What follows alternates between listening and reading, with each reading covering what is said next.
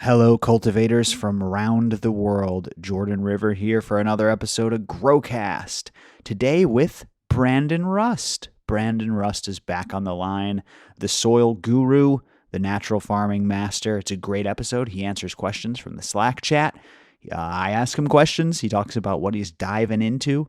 Really, really great stuff for you here today with Brandon Rust, the great Brandon Rust. Before we jump in, though, want to make sure that we shout out cocoforcannabis.com, one of our closest partners that we work with, Dr. Coco. Make sure you're joining the Plant Training Challenge, the Party Cup Side Challenge. Make sure you're checking out all the educational articles over there. And the Grow Light Calculator, cool little device that he put together with the help of Shane from MyGrow. Lots of great articles. Like I said, Coco for Cannabis is a great supplementation to get some reading done. When you're not in the grow room, cocoforcannabis.com. And check out their live chat, too. We love Dr. Coco. We love everything they're doing at cocoforcannabis.com. And I'm trying to get in on this plant training challenge. I have a trip planned, but of course, all the craziness might get canceled. But yeah, look forward to seeing me in those plant training challenge forums as well at cocoforcannabis.com. Quick shout out to AC Infinity, of course. Great partner, AC Infinity fans, the best inline fans for growing. Growcast 15 for 15% off. Growcast 15 for 15% off. Let's get into the show, everybody. We're just going to jump right in, and I hope to have Brandon Rust on again because this really, really was a great one. Reminder to the members, AMA this Saturday. We'll see you there. And membership at mygrowpass.com opens September 23rd. Mark your calendars. Get in on the action. Okay, everybody. Enjoy the program with Brandon Rust. And thanks for listening. Hello, podcast listeners. You are now listening to Growcast. I'm your host, Jordan River, and I want to thank you for tuning in today. Before we get started, please share Growcast. I always say it, but I mean it. Share Growcast with a grower, with a friend. We appreciate you spreading the show. The Homegrown Helpers by our very own Rob Smith is where you can find more growing talk. Subscribe over there, and subscribe over at the other place, the Coffee, Health, and Science Podcast, my other show. Today, I've been excitedly awaiting this episode, the return of natural farming specialist and creator of Bokashi Earthworks, Brandon Rust. How you doing, Brandon? I'm doing good, man. How are you? I'm glad to be back. Yeah, thank you so much. I hope I got that right. You are the creator of Bokashi Earthworks, correct? Yeah. I started a company with a lady back in San Diego and another business partner of mine who's coming out here to Oklahoma. Nice. Yeah, I see you down there in Oklahoma, man. I see your Instagram account. Let's get everyone to follow you at Brandon Rust, right? It's that simple? It's at Rust Brandon, RUSTBRANDON. At Rust Brandon. I think I might be shadow banned. Well, I don't know why Instagram picks on you, man. I don't know how many times you have to say no sale. So I really want to get everyone to search you exactly right at Rust Brandon. Find Brandon and follow him, guys, because he got taken down, and it sucks that they pick on you, man. You're the last person that they should be picking on.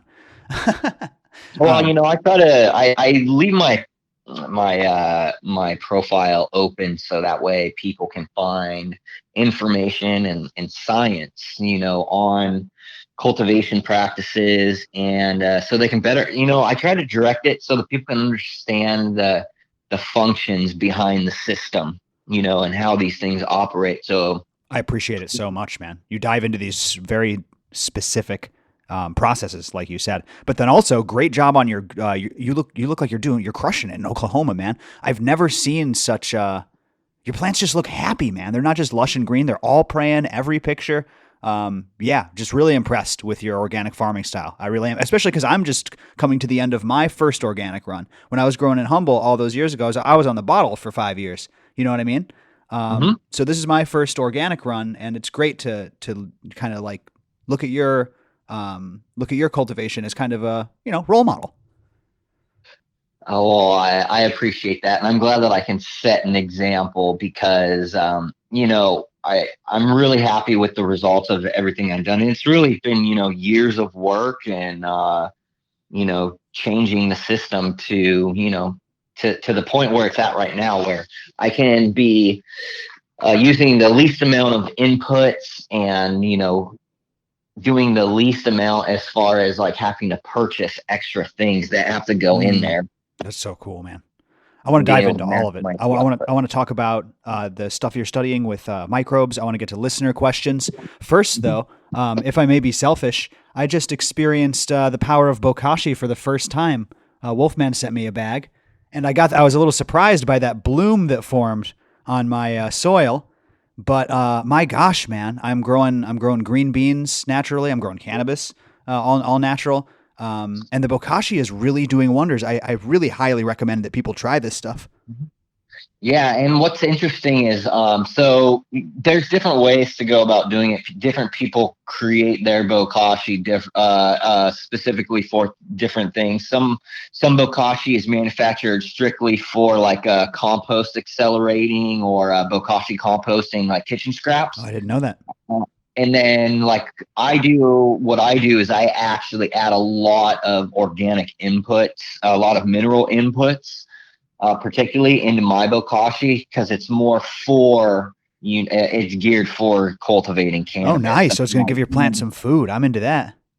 Yeah, so Or some nutrients, I should say. you're not just adding the biology from the bokashi, and what you're getting from the wheat brand, but you're also getting everything else that I put in there when you do a bokashi ferment. If you're like, again, what goes in is what you get out, and it increases it because all those bacteria, they ferment that, they break down everything through the osmotic pressure. All the nutrients and minerals are pulled into the pulled out of the organic substances, and so they Wow. become biologically available. So it's an incredible product.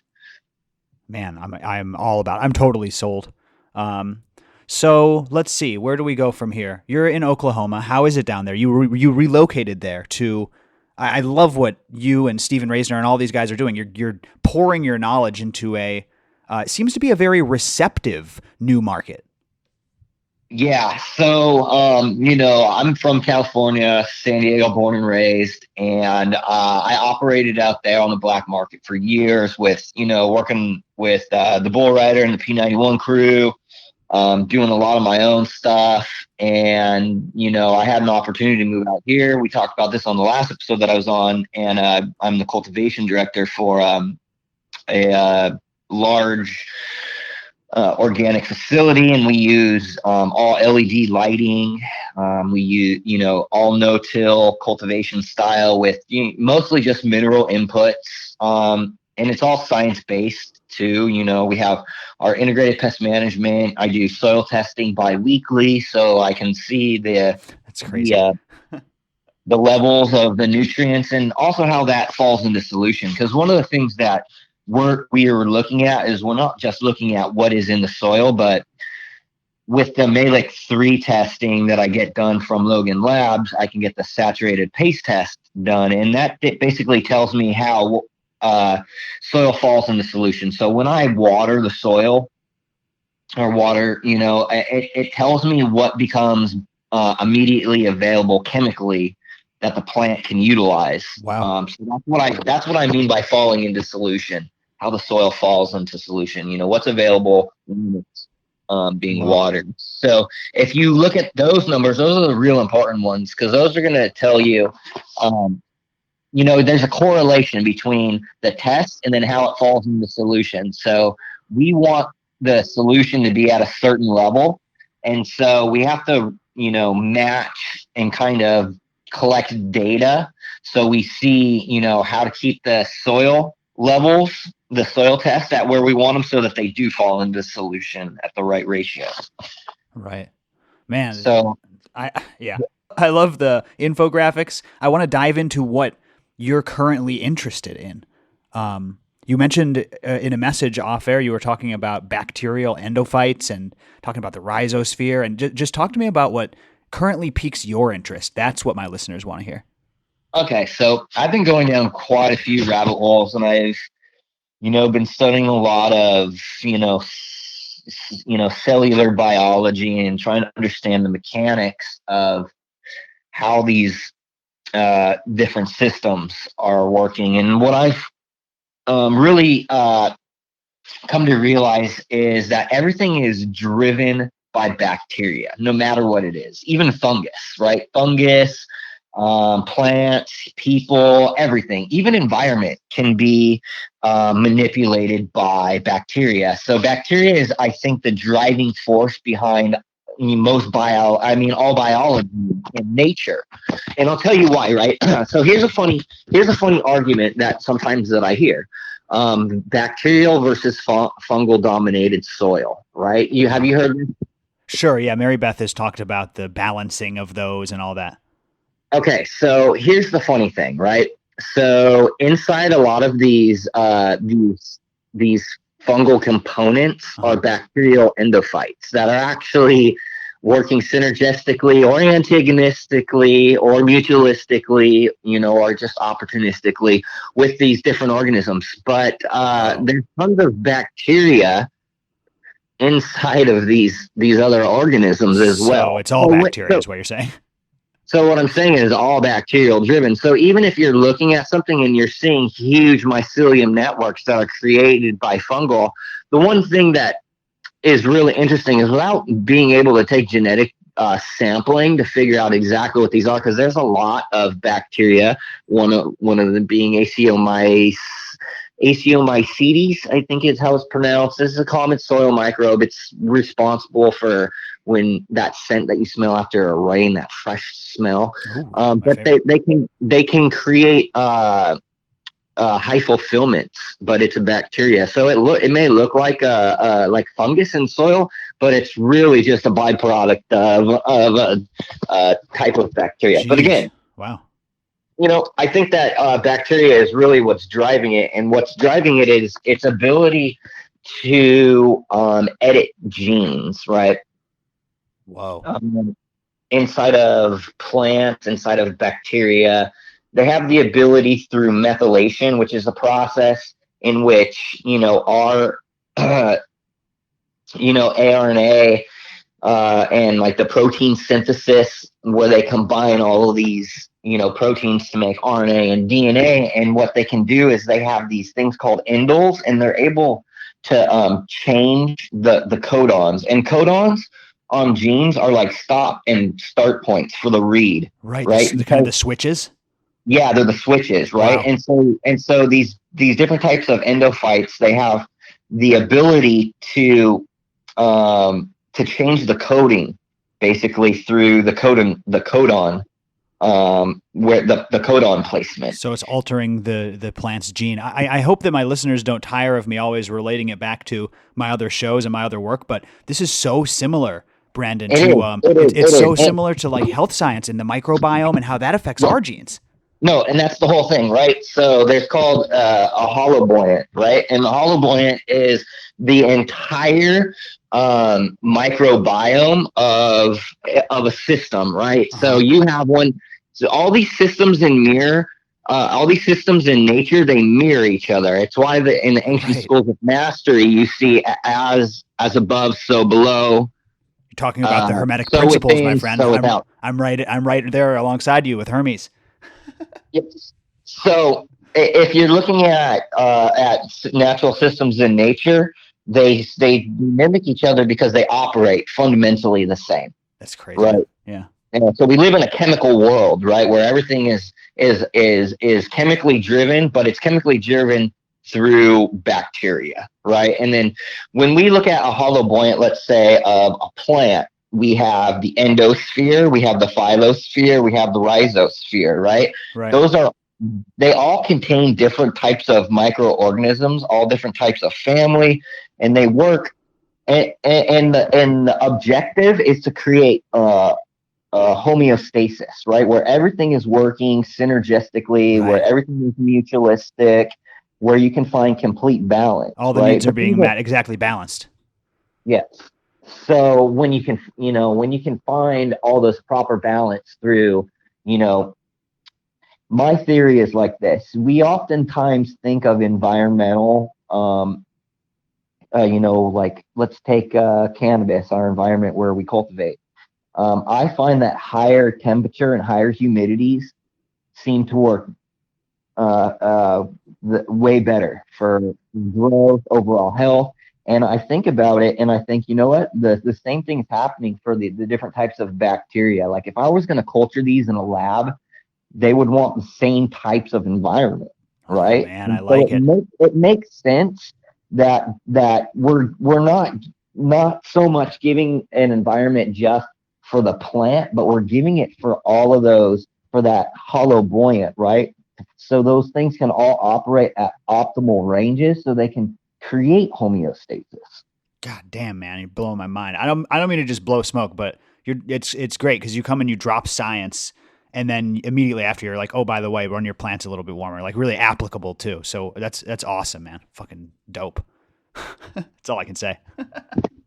It's so interesting because we're talking about endophytes and plant pathogens are endophytes, right? And they work the same way. They'll release secondary metabolites, or they'll release proteins that bond to a cell that change the cell's function, or they'll release a peptide that changes a codon that causes a problem. Or they're just able to go in there and then utilize the nutrients within a plant that they've sequestered themselves and replicate. So, the plant pathogens are endophytes. There's all different types. There's there's, probiotic, which will, enhance the abilities Right. of the things around it. And then there's bad ones too, is what you're saying. Yeah, They all work in the yeah, same systems. yeah. And there's good, bad, and then there's some that are just there, Right. right? Just, and in different Neutral. Wow. conditions.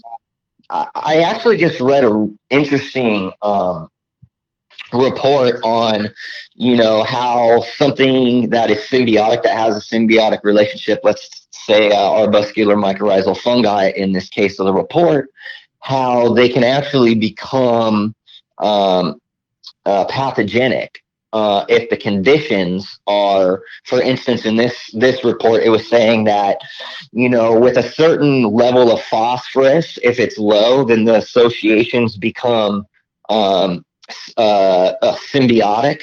But when the levels of phosphorus are increased above a certain range, then if those organisms has previously made an association with the plant, then they can turn pathogenic, because essentially what's happening is the plant already has what it needs, and it no longer is requiring the organism to do a job for it, right? So it's not getting rewarded, because the plant will use those carbohydrates that it's stored up and release them as exudates to keep feeding in exchange for that benefit that it's added, right? And if it already has that, it stops giving that what it needs, and so that organism starts to try to sequester what it needs in a different way. So it could kind of flip the way that it operates. So again, it's all about balance, right? Because if you overdo something in the soil, it could change the relationships that the plant is having, with the organisms The that are economy. driving its system. It's a whole economy in there. It is. It's just like and just like economies, systems can crash, and that's when you see things like fusarium, or you see powdery mildew, botrytis outbreaks. Is because something isn't working in that system. That's so crazy, man. And I feel like everyone who's growing organic is just like, get back to nature, get back to the basics. But when you dive in, there's more science to be had here than anywhere else. You know what I mean? I feel like this stuff just goes forever. And like you said, it's so crazy that it's a reflection of a macrocosm, And we'll always see that when we're studying science, because when we're studying nature. For what I look at and like what I'm studying, we're just looking at what nature has already built. It's not anything it's a lot of this is new stuff. A lot of the research papers that I'm reading are, from 2019 and this year. Wow. Yeah, man. I'm glad that it's being pushed forward, and also in other industries, right? Well, there's no industry like the cannabis industry, man. There's so much coming out. Well, I think we had someone from traditional ag. It was JP Apples or someone who was saying that the cannabis industry is the best thing that's happened to big ag as far as pushing science forward, and especially in a natural direction. Yes, definitely. I agree. And one of the things is, so you're going to have, people who are going to run conventional style salts that are branded and stuff, or even just dry powder stuff. And there's going to be that, right? Sure. But it's because there's still a market. It's only when the education continues to spread and more people are aware and they change their consuming habits, that then those things will shift. And the people I work with out here are all about organic. I have a lot of people who have started to set up that are basically modeling their whole entire, operation off of the exact thing that I've done. That's what I did with Rhizo Rich, man. There's nothing wrong with that. You got to find the people who you admire, whose values you admire, who are doing well, most importantly, and then just copy what they do. And then once you've got that down, make your own little tweaks. I recommend that all the time, man. So I'm glad that you're out there setting an example. Yeah, I really like it out here. It's the people passed a good law and they've kept it to where licensing is not overly expensive, taxes aren't overly expensive. Interesting stuff. You can be an entrepreneur out here and you can have a viable business, and there's so many people doing it. I mean, there's a lot of people who are really new that are from here that are inexperienced. So there's a lot of fuckery going on. Sure. But, the people that are doing things really professionally are getting real dialed in. There's a good market for good quality. I mean, there's a market for lower product that a lot of people, a lower price product that people are happy with. It's just, there's an abundance of cannabis business out here, whether it's dispensaries, processing, trimming companies, magazine stuff, photography, grow shops. It is such a booming business out here. I mean, it's crazy too, because property out here is just on the rise. People are moving out here from California. I mean, it's crazy right now. People are flooding out of California. Man, it's wild. And Texas, Oklahoma, they're gonna find a lot of Californians moving in. A lot of salad and soup shops opening up shortly. I mean, I'm doing well, and I actually, I'm the cultivation director for a facility that I don't own. Act as a private contractor, but I am, I have a farm now with me and my partners, which nice. I am part owner of too. So we're going to be doing even larger scale. We're going to be doing environmentally controlled mixed light deprivation greenhouses. We're going to be running all living soil beds using build a soil blend mix. I'm going to be doing the same thing, working with Bryant Morrison, who the soil doctor on Instagram. We're going to just be building data sets. We're going to be doing tissue and sap analysis to be able to dial in specific cultivars. Nice. I love that kind of strain-specific optimization stuff. Yeah, so we're working on a lot of really cool stuff, and then the Bokashi stuff too is getting really big. I need to scale it, and I'm just working on getting the website up. I should have had it done a long time ago, but I've been so crazy busy out here, so it's baby steps for right now. Oh, let's talk, man. I have some people, so we can talk about that. But yeah, you got to get that up, because this Bokashi is like total game changer, man. As soon as I saw what it did to my vegetables, I threw it in my cannabis because I was pretty late in flower, so I was like, whatever. But the green beans freaked out. They were in a good way. They were absolutely. It was stunning, the effect that it had on the green beans. Before we return to Brandon Rust, shout out to Dynomyco, DYNOMYCO.com, Dynomyco. Promo code GROWCAST gets you 10% off on all sizes. Members of MyGrowPass.com get 25% off their Dynomyco on the 2 larger sizes. Dynomyco. It's a robust microbial product, folks. It's the most robust microbial product out there, according to Mary Beth. It contains vigorous strains of endomycorrhizal fungi at high concentrations, the highest concentrations from what I understand. Get that reverse transplant shock. Toss it in when you transplant. You will not regret it. It's the most effective mycorrhiza I've ever used, I'll tell you that. It was developed in Israel and is backed by 30 years of scientific research at the Volcani Center. Ooh, and in private enterprise. That's hardcore stuff, man. All I know is that apparently Dino-Myco can increase your yields by up to 20 or 30% without changing anything else except for introducing that beneficial fungi. Dino-Myco, dinomyco.com, dino in the hole, promo code GROWCAST for 10% off. MyGrowPass.com, opening its doors to new members this month, September 23rd. All those members get 25% off their Dino-Myco. Yeah, baby, dinomyco.com. All right, let's return to Brandon Rust. But anyways, I feel like that leads nicely into a listener question. You know, we had a lot of people in the Slack chat who wanted to ask you some questions. Can I hit you with a couple? Yeah, hit me. Someone was asking about the inputs you use in your living soils. He said that he put up a video about 2 weeks ago, and he's not using meals and such. And to him, it seems like they're not the most common amendments. Maybe he's wrong, but can you kind of speak on the things that you build your living soil with, your inputs? Right? Yes. Okay, so he's right. I'm not using any meals in my mix. I stopped using kelp, and I understand that there are some benefits, but I felt that the negatives outweighed those. So one, kelp is extremely high in sodium. Okay. Sodium can cause a lot of issues. Sure.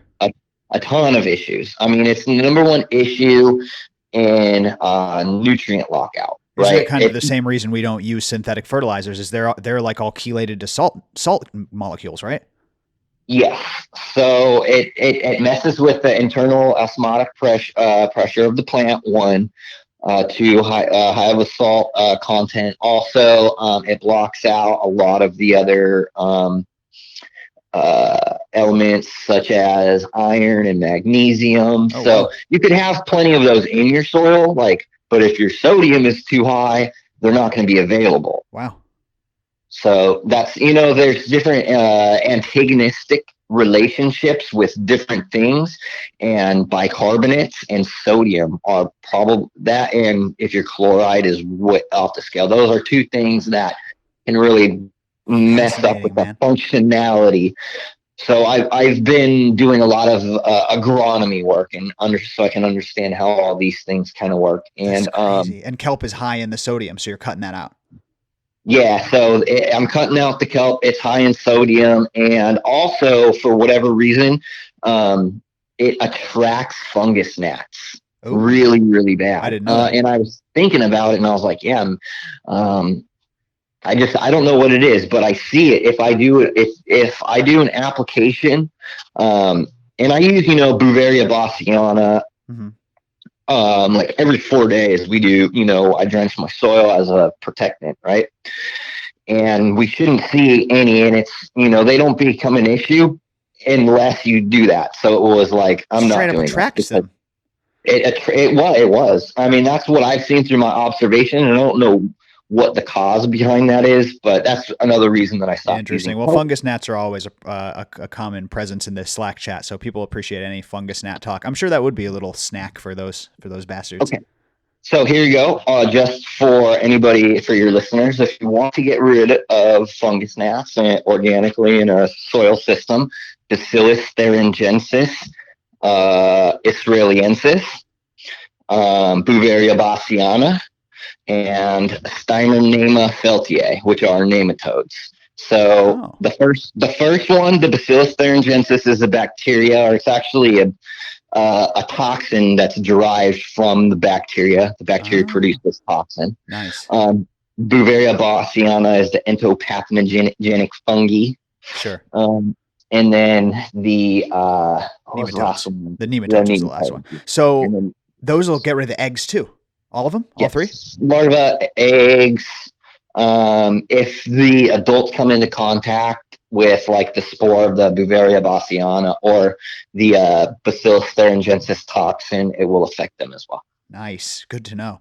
Do you do a soil cover? I tried to take a look at one of your recent pictures, but it didn't appear that there was a soil cover. Do you do anything on there? Crop cover. I usually do crop Oh cover. no, I saw that you plant other plants. I saw some plants hanging out of each pot on one. It looked like you did it a little bit different in two different pictures. If I remember correctly. Sometimes they just sprout out of the sides. Oh, okay, It just happens. that's cool. What do you use? What do you plant? I'm using daikon radish, rye, and clover. What? That's so cool. Daikon radish. Fucking love some radish.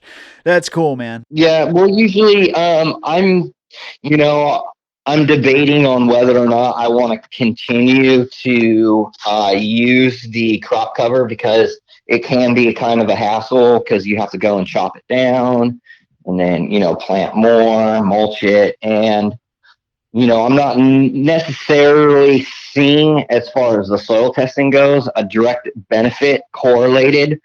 I mean, it would have to be probably over a very long time. Yeah, sure. As far as just doing the mineral reamendments, I'm seeing much greater efficacy and speed at which they're, bioaccumulated.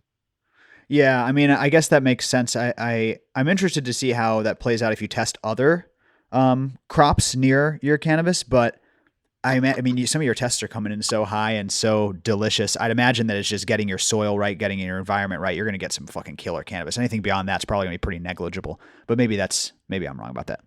Well, I'm also, one of the things too is the idea is to increase the soil microbiota through plant exudation, through having the different plants in there. But one of the things is I'm already doing the probiotic inoculation once weekly with the Does that take Microbe care of that? Plus. Okay. And so, they're already increasing the soil biota, all the different beneficial species, while adding, a plethora of bacillus species, the Rhodopseudomonas and the Saccharomyces cerevisiae. So there's already so much in there. I'm not sure that it's, I can't see a test and I don't know if it would be quantitative enough Sure. to allocate that extra work. Totally. Yeah, I understand it. When it comes to microbial products, who do you like? Maybe not necessarily who do you use, but like who stands out to you? A lot of people use Mammoth P. I'm a big fan of Photo Plus. A lot of people love Recharge. What do you like? So I use my own products, which is the microbial inoculant, the Microbe Plus, and then I also like the Botanigard, the Bioworks, right? Yeah. Bioworks, they have a lot of good microbial products. They have the Root Shield, which is the Trichoderma. They sell the Beauveria bassiana. Nice. Those are things that are great for integrated pest management. Interesting. Yours was you have a microbe product. I didn't even know that. Microbe Plus is the name of your product? Yes. I gotta check it out, man. Yeah, so I use it once a week. On the video, I have a video, and what I've been doing at the facility is we take all our green waste from like when we do pruning, bottom pruning. I'll actually mulch all that up, and then I ferment it using the Microbe Plus, which is again the different. It's a consortium of different. It's not just labs, because I get that question a lot. Oh, are you just using labs to ferment this? And it's like, it doesn't work. It's not nearly. It doesn't have the efficacy. Labs alone, you have to have the other components because it's like a complete. It's a consortium, right? They work best. Full spectrum, as they say in the dispensary. It is. It's like the entourage effect of microbes. Fuck yeah, man. That sounds great. That's dope. So what I'm doing is I'm actually fermenting the green waste, and we're turning that into biofertilizer, and I'm using that once weekly, as well as it's both a microbial inoculant and it's putting back in minerals, nutrients, from the material that was locked up in the material. That's cool, man. I like the plant waste recycling. That stuff really, really excites me. And that's one of the things that I'm doing too. Check this out. I started working with another business out here that's doing green waste recycling, because one of the things you can get out here is a license for green waste. So you can pick up people's green trash from the sticks, roots, whatever it is that they need to get rid of. And what he's doing is he's going to be collecting green waste from other facilities. He has a huge mulching machine, and he's going to be turning, hundreds and hundreds of pounds of green waste from cannabis into biofertilizer. So I'm working with him, show him how to do that. That's big. I like that large scale, man. That's really cool. Conservation. I always love doing deep dives into anything we can when it comes to green waste conservation, or even like on the other side, like anything you can do, no matter what your grow setup is. A listener asks in Slack what scientific publications you follow, or how and where do you stay up to date on info? So this is what I actually do a lot of the times. I'll have a topic or an idea in mind, or I'll come across, a type of microbe. And what I'll usually do is I'll search it in Google, but I'll put it on images, and I'll start looking for like really interesting images that have graphs. And usually those graphs lead to science papers, white paper, Nice. University research. You use the image function to find a quicker way to reputable publications. Yes. That's funny. I like that, man. It works really, really well. So if I put in something like endophyte bacteria, or, and then plant, right? Because the way I try to do my searches, it's really hard to put in a huge question, right? Like, how does this function? So I have to find select words. So I'll put plant endophyte function, right? And then I'll put it on images, and I'll find a graph that has like a plant, an endophyte, and some type of cycling or something in it. And I'm like, oh, I think that might be what I'm looking for. And I'll click on it, and I'll just go down rabbit holes, because once you find kind of what you're looking for, they're usually citations for other research. Yeah, good call. And then you can just go down rabbit holes like that. Wikipedia is another one. You can find a ton of information on just about anything. If you want to, some of the things are dead ends where there's not a lot of information on specifics, but you can usually find citations for whatever's written in there, and those are also lead you to science white papers. Nice. Interesting stuff, man. Someone is asking about increasing THC, cannabinoids, and terpenes. I think this guy is entering a contest. It's like a home grow contest, and he's trying to get his numbers up. I think he's in a living soil, but you're the guy to ask from a living soil perspective anyways. How do you recommend maximizing those desirable compounds? Okay. So I wonder if this is a question from one of the contestants from the Grow Cup, which I sponsored by giving out all the contestants. It could be sour cheeseberry for my genetic stock. I think it very well could be. Yes. Okay. So,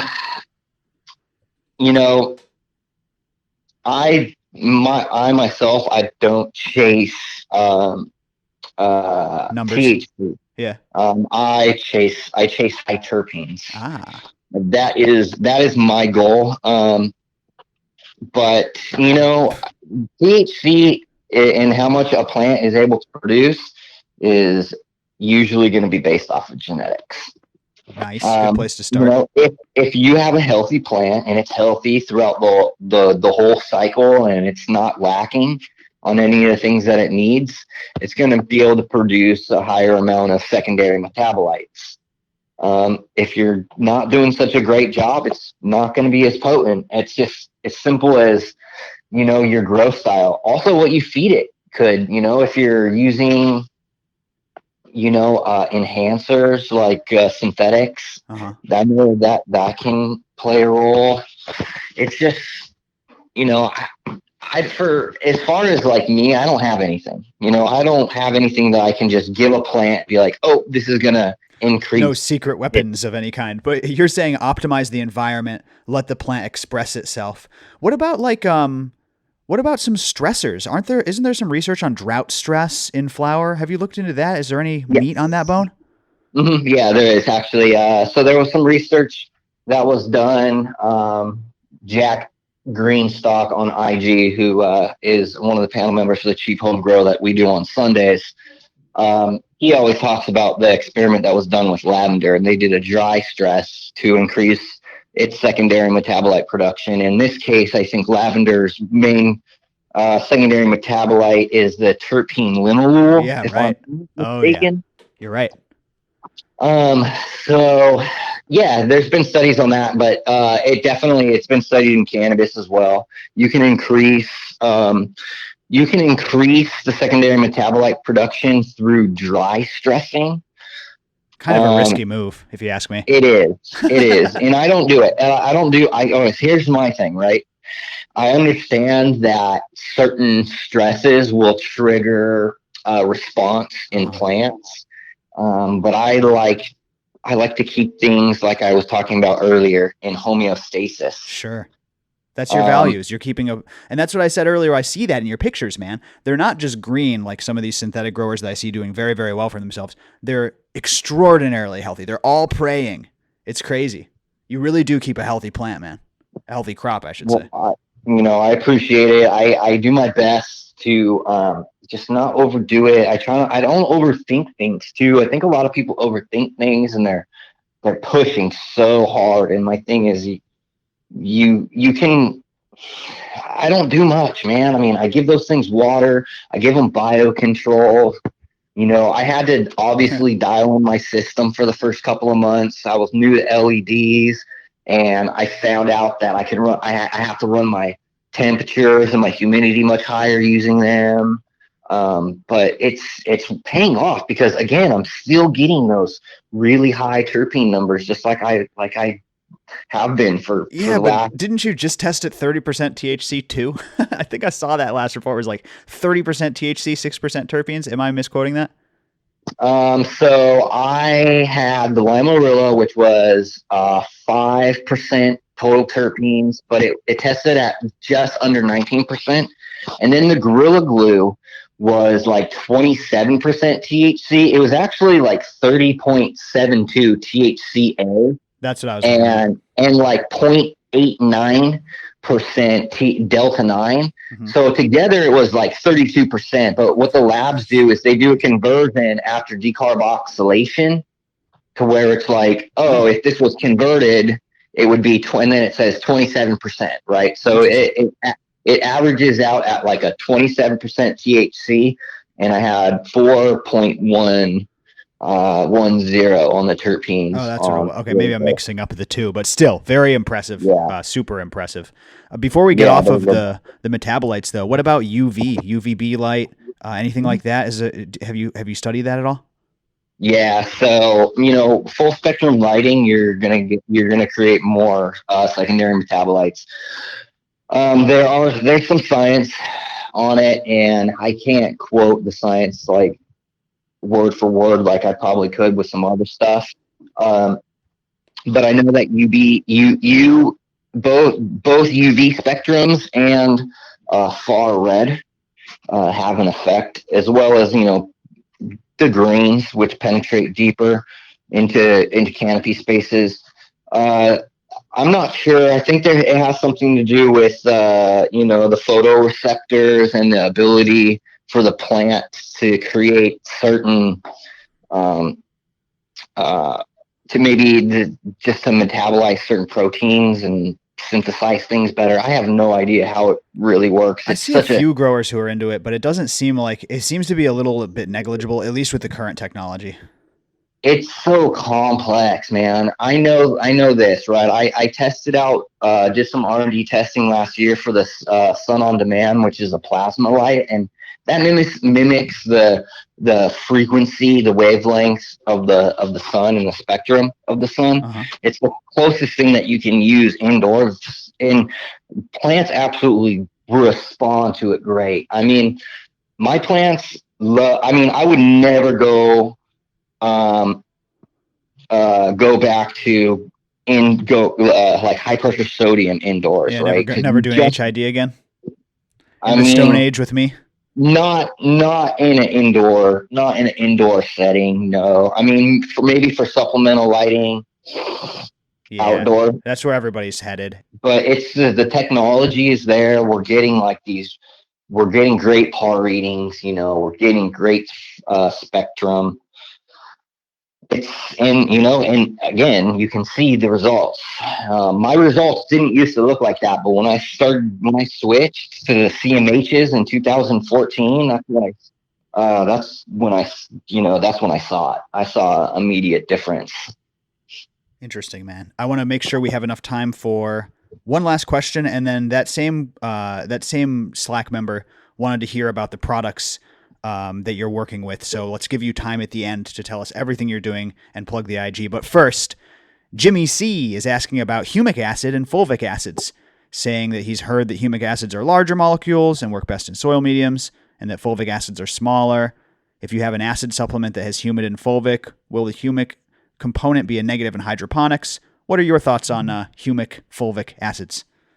Well, they're great natural chelators. So humic acids will typically chelate larger particles, while the fulvic acid, which is the same thing, it's a humic, it's just a smaller particle size, and it'll chelate smaller particles. They work great to increase the cationic exchange capacity, and again, it's just they help make things more bioavailable in soil. I'm not sure if they would really have too much effect in a hydroponic system. When I ran hydro, and I did for 9 years, I never used any humic acids that I can remember. I'm not sure what, because I think most of the synthetic salts are already in their chelated form. So which, what effect would it available. have? I do know that acids are beneficial in other ways, but it's like if your plant is getting, like you said, if you're running a full line, I don't know if it's going to be a game changer in a hydro setup.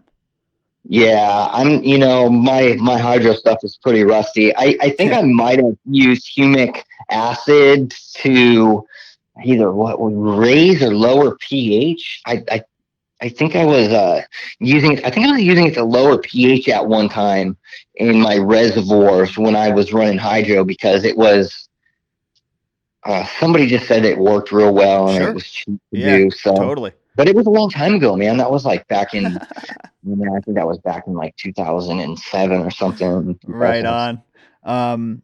So good luck to you, Tommy C. Was it Tommy C? I lost him.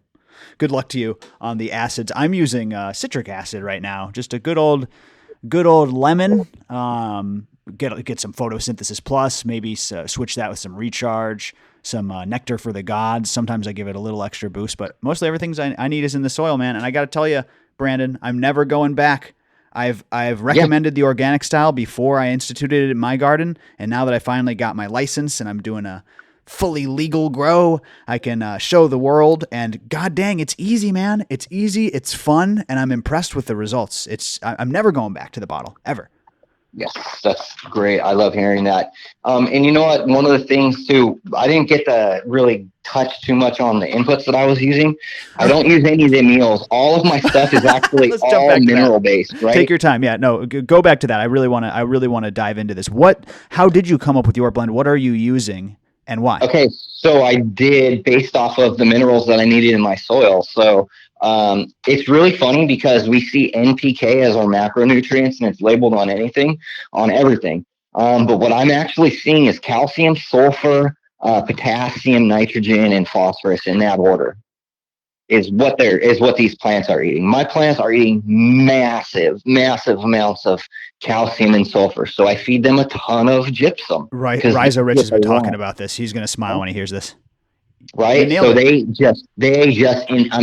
eat that stuff up like insanely. Right. And then check this out. I don't use any I use amino acid nitrogen. That's the only type of nitrogen. I have no ammonium or what's the other NO2? Anyway, I only have the amino acid nitrogen that I use, and then and potassium. Those things they eat a ton of potassium, but it's that's like the third. After sulfur and potassium, they seem to they can be about the same when they're in the soil. That's what I'm constantly seeing. That's crazy, man. That's not I feel like that wasn't taught to me when I was taught back in the day. I didn't really monitor. Everyone's more focused on, the big three or getting it magnesium. But yeah, adding that calcium. Magnesium should only probably be about 1/7 what your calcium is. Oh, interesting. That is interesting, man. Yeah. And I found the same thing. I've been adding that Demeter's Destiny by Nectar for the Gods because that's one thing I've kind of struggled with. We'll save this for the next time we talk, Brandon, but I would just like to get into or like home grow organic practices and like dealing with different cultivars that might have different needs. If you have time in the future, we'd love to have you back on, man. I appreciate this knowledge very much. Yeah, man. Just hit me up whenever. I'm always down to come on and talk about weed stuff. At Rust Brandon on Instagram. Hit him up for the Microbe Plus. Hit him up for the Bokashi. What else are you working on? Are those your two big products? Oh, I have a new product. I need to get labeled. I need to start doing labeling and all this and start getting like certs for California and all these places. But I have a fermented biological nutrient. So you can make compost teas, but you don't have to guess. You don't have to brew it. So you don't have to guess on the biology. The biology is already in there. It's the Bacillus, the Saccharomyces cerevisiae, the Rhabdomyces, just like in the Bokashi, but it's just the fermented inputs, right? So you get all the benefits of the bacteria with way more of the minerals and nutrients. Awesome, man. Sounds like we're in it. Amazing. It sounds like we're in a rush here. I hear the car starting. Why don't we just let you go, Brandon, and then I'll do the sign off after we let you go. Thank you so much, buddy. We appreciate you. All right. I'll talk to you guys soon. All right. Take care, Brandon. Have a great day. Bye. There you go, everybody. There you have it. The great Brandon Rust. Yeah, great episode, man. Powerful. Follow the show at Growcast when you're following Brandon. If you haven't followed us, check out if you can't find him or if he's shadow banned. Look out for the post. We'll link to his Instagram account when we have Tony, our IG guy, post about it. Follow me at Jordan River IG. You can get at me personally, and that's all. Thank you so much, everybody. Be safe out there and grow smarter. That's our show for today. Thank you so much for tuning in. I appreciate you guys so much. Special thanks to the members, but all you listeners. I love each and every one of you. I really do. Shout out to Rooted Life for your premium CBD products. Everything you need. RootedLife.com. RootedLyfe.com. Promo code GROWCAST gets you 10% off CBD. Members of MyGrowPass.com get 20% off CBD. Make sure to check out Rooted Life. They've got their educational program led by Dr. Talleyrand, who we love. They've got high-quality, third-party lab-tested products. It's the best. Made from hemp, produced in the US of A, only at Rooted Life. Growcast for 10% off, rootedlife.com. That's LYFE. Simplify your CBD experience. Get everything you need. High-quality CBD, rootedlife.com. Appreciate you guys. Best of luck in your grows. Membership opening on the 23rd. Enter to win free Dino Myco at growcastpodcast.com/giveaway. Check out everything that we're doing at growcastpodcast.com/action. So much fun stuff. Love you guys. Be safe out there. Stay healthy. And we'll see you next time on Growcast. Bye-bye.